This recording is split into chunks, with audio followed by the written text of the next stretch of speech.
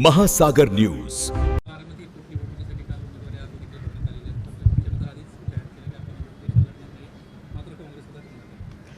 बघा, एका सशक्त लोकशाहीमध्ये आपण भारतरत्न डॉक्टर बाबासाहेब आंबेडकरांचं संविधानाच्या मध्ये जर त्या चौकटीत काम करायचं ठरवलं तर प्रत्येकाला इलेक्शन लढायचा अधिकार या देशात भारतरत्न डॉक्टर बाबासाहेब आंबेडकरांनीच त्यांच्या संविधानात दिलेला आहे। आणि आपण सगळे लोकशाहीवर प्रेम करणारे, विश्वास ठेवणारे लोक आहोत। आम्ही, माझ्यासाठी बारामती ही एक अतिशय इमोशनल गोष्ट आहे, कारण का आज पवार कुटुंबाची ओळख जी काय आहे, जी 6 दशकं पवार नाव हे महाराष्ट्राच्या राजकारणात, समाजकारणात, देशाच्या राजकारणात आहे, हे फक्त आणि फक्त बारामती आणि महाराष्ट्राच्या तमाम मायबाप जनतेमुळे। आदरणीय पवारसाहेब, योगायोगच आहे की कालच आदरणीय पवारसाहेबांनी राज्यसभेची शपथ घेतली आणि हा प्रवास 6 दशकापूर्वी बारामतीकरांच्या आशीर्वादाने, कैलासवासी यशवंतराव चव्हाण साहेबांनी जो विश्वास आदरणीय पवारसाहेबांवर टाकला, त्याच्यातून तो सुरुवात झाली।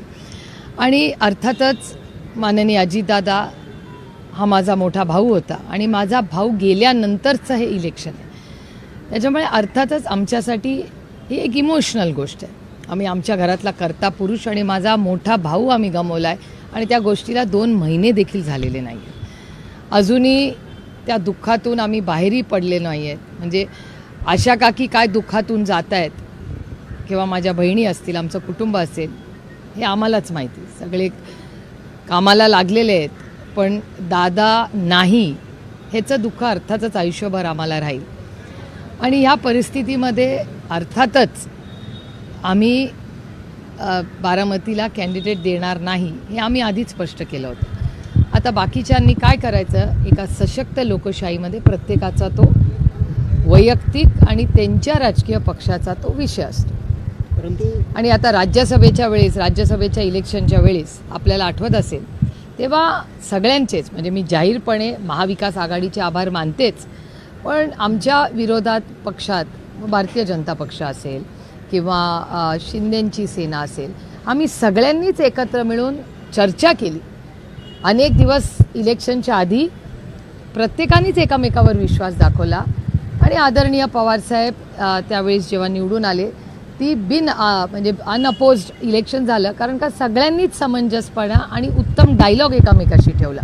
आणि ही महाराष्ट्राची संस्कृती आहे, जी कैलासवासी यशवंतराव चव्हाणांचा जो वारसा आहे, तो त्या विचारांचा वारसा आहे की विरोधक हा आपला शत्रू नसतो, ही लढाई वैचारिक लढाई आहे, ही वैयक्तिक नाही। त्याच्यामुळे मतभेद हे असलेच पाहिजेत, पण मनभेद असता कामा नये। त्याच्यामुळे राज्यसभेचं जेव्हा इलेक्शन झालं तेव्हा सगळ्याच पक्षांनी समंजसपणा दाखवला। अनेक दिवस त्या इलेक्शनच्या आधी आम्ही सगळे सन्मानाने एकमेकाशी बोलत होतो आणि त्यातून ते बिनविरोध झालं। आणि त्याच्यामुळे बिनविरोधच्या प्रक्रिया अनेक वेळा झाल्या आहेत, काही झालेल्याही नाही आहेत। त्याच्यामुळे ह्या इलेक्शनमध्ये काँग्रेसची भूमिका ही लोकशाही पद्धतीने त्यांनी केलेली आहे, त्यामुळे त्याच्यात मला काही फारसं गैर वाटत नाही किंवा काँग्रेसला कोणी कधी कॉन्टॅक्ट केला ह्याची मला काय फारशी माहिती नाही। ताई, या सगळ्या प्रकरणाच्या संदर्भात आता काँग्रेसने तर उमेदवार दिला आहे, परंतु या सगळ्या संदर्भात पार्थ पवार माध्यमांशी बोलताना म्हटले की काँग्रेसचा हा सगळा डाऊनफॉल सुरू आहे, त्यामुळे त्यांनी उमेदवार दिलेला आहे आणि त्याचसोबतच ह्याची किंमत चुकवावी लागेल, अशा पद्धतीचं एक मत त्यांनी माध्यमांसमोर व्यक्त केलं। ह्या माध्यमांना घेऊन किती परिपक्वता वाटते? एक तर काँग्रेस पक्ष, म्हणजे तुम्हाला आठवत असेल, तुमचे सगळे, तुम्ही खूप यंग आहात वयाने, पण काँग्रेस पक्ष हा एक भारतातला किंवा कुठलाही पक्ष त्यामाने हा एक राजकीय पक्ष, हा जर संविधानाच्या चौकटीत काम करत असेल तर आपण लोकशाहीवर प्रेम करणारे, विश्वास ठेवणारे लोक आहोत। आणि तुमच्या सगळ्यांच्या जन्माच्या आधीची एक गोष्ट सांगते, कारण का वयाने मी थोडीशी तुमच्यापेक्षा मोठी आहे, पण आम्ही सगळ्यांनी काँग्रेस पक्ष हा फार जवळून पाहिलेला आहे। मी स्वतः अनेक वेळा आणि याही वेळीस काँग्रेस पक्षाबरोबरच लढले, त्यांच्या आशीर्वादाने, प्रेमाने, मतानेही मी निवडून आलेले आहे। आणि आम्ही सगळ्यांनी, म्हणजे दादा असेल, आदरणीय पवारसाहेब तर काँग्रेसमध्येच अनेक वर्ष राहिलेले, दादा असेल, मी, आम्ही सगळेच, आम्ही काँग्रेस विचाराच्या तालमीतच लहानाचे मोठे झालेलो आहोत। आणि एवढंच नाही, पण ह्या देशावर जेव्हा इंग्रज राज्य करत होते, ह्याच काँग्रेस पक्षाने आज जो मोकळा श्वास आपण सगळे घेतोय, हा मोकळा श्वास, हे स्वातंत्र्य, हे काँग्रेस पक्षाची देण आहे, हे कोणीच नाकारू शकत नाही.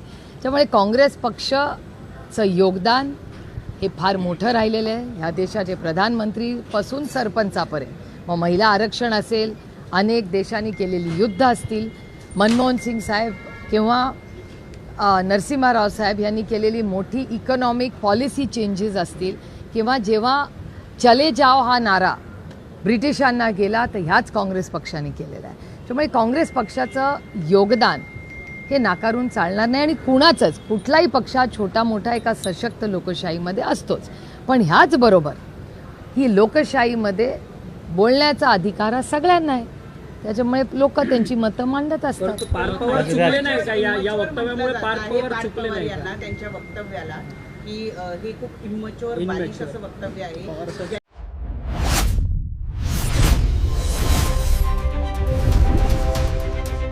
महासागर न्यूज.